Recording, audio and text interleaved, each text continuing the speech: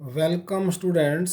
अभी हम लेने जा रहे हैं temperature dependence of the rate of reaction, जहाँ हम ऐसा भी कह सकते हैं एरहीनियस एक्वेशन हम इसके अंडर बच्चे पढ़ते हैं। तो टेम्परेचर पर रेट कांस्टेंट कैसे डिपेंड करता है, जी हमने जब फैक्टर्स पढ़े थे on which rate of reaction depends, वहाँ भी हमने बात की थी for every 10 degree rise in temperature the rate of most of the reactions doubles or even becomes more. We can say that temperature coefficient is expressed as temperature coefficient n equal to rate constant at t plus 10 Kelvin upon rate constant at t Kelvin for most of the reactions। बच्चे n जो है lies between 2 and 3। इस सब का क्या meaning है कि जब हम किसी रिएक्शन की टेम्परेचर को ऑलमोस्ट 10 डिग्री इन्हांस कर देते हैं, रेज कर देते हैं, तो देखने में ये आता है उस रिएक्शन की जो स्पीड है, जो रेट कांस्टेंट की वैल्यू है, वो ऑलमोस्ट डबल्स या उससे भी ज़्यादा हो जाती है। ऐसा इसलिए होता है, जैसे हमने पिछले लेक्चर में बात की थी एक्टिवेशन एनर्जी की। तो बच्चे जैसे हम रिएक्शन को टेम्परेचर प्रोवाइड करेंगे तो उनको एक्टिवेशन एनर्जी मिलेगी। मोर एंड मोर कोलिजन जो है वो इफेक्टिव कोलिजन बन जाएंगे, तो more and more collision will lead to formation of products. इसलिए रेट ऑफ रिएक्शन बहुत ही ज़्यादा रेज कर जाएगा, 10 डिग्री से ही ऑलमोस्ट डबल हो जाएगा। उसके लिए हम एक छोटी सी फिगर बच्चे जहाँ पर ले रहे हैं।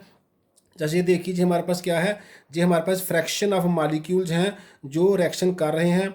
तो जे वाला जो फिगर है बच्चे, जे हमने लिया है एट टी डिग्री केल्विन, और सेकंड वाला जो कर्व है जे लिया हमने टी प्लस 10 केल्विन। तो जहाँ पर जे जो एरिया हमने शेडेड पोर्शन किया है ए बी सी डी, जे वाला जो पोर्शन है ए बी सी डी, ये वो पोर्शन है A B C D area of fraction of molecules having energy greater than the threshold value. तो ये ए बी सी डी, जे वाला जो एरिया है, ये वो एरिया है ए बी सी डी जो जिनकी एनर्जी थ्रेशोल्ड से मोर है, मींस जहाँ पर जो मॉलिक्यूल होंगे वो इफेक्टिव कोलिजन करेंगे। लेकिन जैसे हमने टेम्परेचर को, ये देखिए ये सेकंड वाली कर्व टी प्लस 10 डिग्री किया तो हमारा शेडेड एरिया डबल हो गया ऑलमोस्ट। वो कौन सा बन गया, ए बी ई एफ। पहले क्या था ए बी सी डी, अब क्या बन गया ए बी ई एफ। तो ये इतना है तो इससे इतना ही ऊपर फिर और ऐड हो गया, मींस ऑलमोस्ट जे वाला एरिया और जे वाला एरिया क्या है, दिस का इतना और बीच में ऐड हो गया। तो A B E F is double of A B C D almost. तो टी के मुकाबले में टी प्लस 10 पर हम देखते हैं कि रेट कांस्टेंट क्या हो रहा है, ऑलमोस्ट डबल हो रहा है, वो जहाँ से इस फिगर से क्लियर है। तो इसलिए रेट ऑफ रिएक्शन एकदम से हम ऐसा भी कह सकते हैं एक्सपोनेंशियली इंक्रीज करता है विद इंक्रीज इन टेम्परेचर। बच्चे quantitatively the effect of temperature on rate constant of a reaction was proposed by Arrhenius around 1889 में in the form of Arrhenius equation. तो वो इक्वेशन क्या है, K is directly proportional to exponential raise to power minus E A upon R T, where K क्या है, K है rate constant of the reaction, E A क्या है, E A energy of activation, और gas constant है, T हमारा temperature है जिस पे रिएक्शन हो रही है। तो के इक्वल टू ए जो क्या है एरहीनियस कांस्टेंट, जहाँ इसको फ्रीक्वेंसी फैक्टर का नाम दिया गया है, जहाँ इसको प्री एक्सपोनेंशियल फैक्टर भी कहा जाता है। तो ये हमारे पास इक्वेशन के आगे K equal to A exponential of minus E upon R T, जहाँ पर ये जो टर्म है E raise to power E आता है exponential raise to power minus E upon R T, factor gives fraction of molecules having energy equal to और greater than threshold value. तो इससे हमें पता चलता है कितने मॉलिक्यूल जो हैं उनकी एनर्जी जहाँ तो थ्रेशोल्ड के बराबर है, जहाँ थ्रेशोल्ड से मोर है। तो जैसे टी डिनोमिनेटर में आ रहा है तो इसका मतलब है, और साथ में माइनस का साइन है, जैसे जैसे टेम्परेचर बढ़ेगा हमारे पास जे वाले मॉलिक्यूल्स इंक्रीज करते जाएंगे। अब हम इसको और ज़्यादा थोड़ा एक्सपेंड करते हैं। इसको हम इस इक्वेशन का क्या कर रहे हैं, जे वाले इक्वेशन का हम इसके टेकिंग लॉग बोथ साइड्स करते हैं। तो हमारे पास आ जाएगा log of K equal to log of this term A E raise to power minus E upon R T. तो हम जहाँ पर पहुँच के लॉग लेने के बाद अब हमने इसको फॉर्मूला लगा, इसको हमने दो टर्म में बच्चे डिवाइड कर लिया। एक टर्म हमारे पास जे वाली है और सेकंड टर्म हमारे पास जे वाली है, मतलब एक टर्म ए है और सेकंड टर्म है E raise to power minus E upon R T. तो ये log m मान लेते हैं, जे n मान लेते हैं, तो हमारे पास क्या आ गया log m plus log n। तो log ये क्या हो गया, log ये हो गया, सॉरी जहाँ पर बच्चे ये log की आएगा, log की क्या हो गया, जहाँ पर log की आएगा, जहाँ पर log की आएगा, तो log के क्या हो गया, log के हो गया log ऑफ a जो m है plus log of rest of the term जो है e raise to power minus E upon R T. तो log k equal to log a plus log m plus n का formula लगाया, log a plus log e raise to power minus E upon R T. तो log k हमारे पास आ गया, log k equal to log a plus log और e एक दूसरे का रेसिप्रोकल होते हैं, तो log और e कैंसिल हो गए, we are left with minus E upon R T. तो log k की वैल्यू क्या आ गई हमारे पास, log k की वैल्यू आ गई log a minus E upon R T. अब इस इक्वेशन को हम दो डिफरेंट टेम्परेचर के लिए लिखने जा रहे हैं, हम रेट कांस्टेंट लेने जा रहे हैं एट टू डिफरेंट टेम्परेचर्स। जैसे एक टेम्परेचर को हम T1 रखेंगे, उसका रेट कांस्टेंट K1 होगा, दूसरे टेम्परेचर को T2 रखेंगे, उसका कांस्टेंट K2 होगा। देखते हैं हमारे पास क्या रिजल्ट आता है। सो बच्चों हमारे पास क्या है, log k equal to log a minus E upon R T. First equation इसको हम नाम दे रहे हैं let k1 is the rate constant at temperature T1 and k2 is the rate constant at temperature T2। Then equation 1 becomes k1 के लिए log k1 हो जाएगा, बाकी log a सेम रहेगा, ई ए अपन आर टी 1 हो जाएगा। ऐसे ही log k2 क्या हो जाएगा, log a रहेगा minus E upon R T 2 हो जाएगा। तो ये दोनों इक्वेशन आ गई T1 और T2 टेम्परेचर्स पर। हम सब्ट्रैक्ट करने जा रहे हैं second equation from the third. हम इसको इसमें से माइनस करेंगे तो हमारे पास क्या आ जाएगा, log k2 minus log k1 left hand side पे आ गया, राइट हैंड साइड पे क्या आएगा, log a minus log a cancel हो जाएंगे। पहले आएगा minus E upon R T two, minus E upon R T two, फिर हम माइनस करेंगे उसमें से सेकंड वाला। जब माइनस करेंगे एक माइनस हमारा जो है माइनस का वहाँ से आएगा, एक माइनस यहाँ पर है, माइनस माइनस प्लस हो जाएगा, ई अपन आर टी 1। आगे कैलकुलेशन करेंगे, ये वाला फार्मूला आ गया log k2 minus log k1 log m minus log n क्या हो जाएगा, log m upon n। तो log of k2 upon k1 log का फार्मूला लगा इक्वल टू हमने ई ए upon r को कॉमन ले लिया, हमारे पास ब्रैकेट के अंदर क्या रह गया, पहले प्लस वाला लिखा, प्लस वाला क्या है 1 upon t1, तो 1 upon t1 हो गया, माइनस हमने जब माइनस वाला बाद में लिखा 1 upon t2, 1 upon t2। उसके बाद ln को जब हम LOG बनाते हैं, log नेचुरल log को जब log बेस 10 बनाते हैं, जो हम मैथमेटिकल टेबल में देख सकते हैं, तो हम क्या करते हैं 2.303 से मल्टीप्लाई करते हैं, तो हमारे पास आ गया 2.303। अब ln नेचुरल log का बन गया LOG log base 10 k2 upon k1 equal to J वाला नेचुरल log था, जी वाला log बेस 10 है, equal to E upon R. तो ये सिंपल हमारे कैलकुलेशन है T1 T2 LCM T2 minus T1।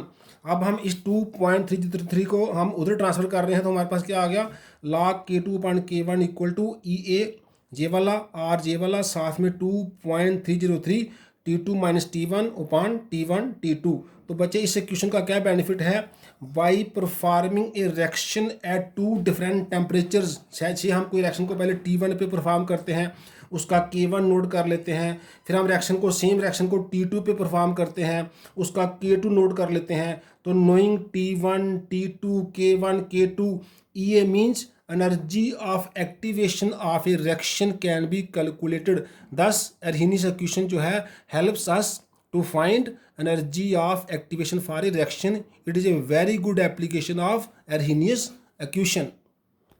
हम इक्वेशन 1 को एक बार फिर से लेने जा रहे हैं, log of k equal to log of a minus E upon R T.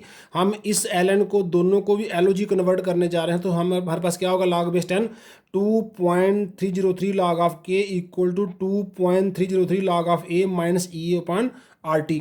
अब हम क्या करें, जे वाला जो 2.303 है इसको हम लेफ्ट साइड से राइट साइड ट्रांसफर करेंगे, तो जब उसको ट्रांसफर करेंगे उधर तो वो डिवाइड हो जाएगा दोनों सा, इसका आ जाएगा minus E upon R T के साथ 2.303 डिनोमिनेटर में। तो ये वाला टर्म जहाँ लिख लिया हमने पहले minus E upon 2.303 are T, तो जब log a के साथ जी उधर जाकर डिवाइड होगा तो ये 2.303 बच्चे कैंसिल हो जाएगा, तो हमारे पास क्या बचेगा, खाली log a। तो ये वाला जो 2.303 है जब उस साइड जाएगा इसके साथ वो आ जाएगा, इसके साथ कैंसिल हो जाएगा, तो ये सिर्फ बचेगा प्लस log a, हमने बाद में लिख लिया।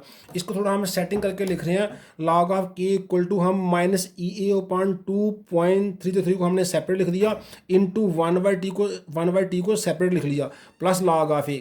अगर हम इसका log k का ग्राफ ड्रा करें वर्सेज 1/t, ये वैसे है, हम क्या कर रहे हैं, graph of log of k versus 1/t will be a straight line आएगा। वो स्ट्रेट लाइन क्यों आएगा, क्योंकि हमने इसको कंपेयर किया है y equal to mx plus c के साथ, जहाँ पर हमारे पास क्या है, y हमारे पास log k है, ये जब y की जगह क्या है, log k है, x ये जो x है, x वेरिएबल की जगह क्या हमारे पास 1/t है, 1/t x रिप्रेजेंट कर रहा है, y जो है वो log k शो कर रहा है, जो x के साथ m होता है वो हम जानते हैं स्लोप होता है, तो हमारा m स्लोप जहाँ पर क्या आएगा, जो हमारा 1/t के साथ है वो क्या है, माइनस EA/2.303 r।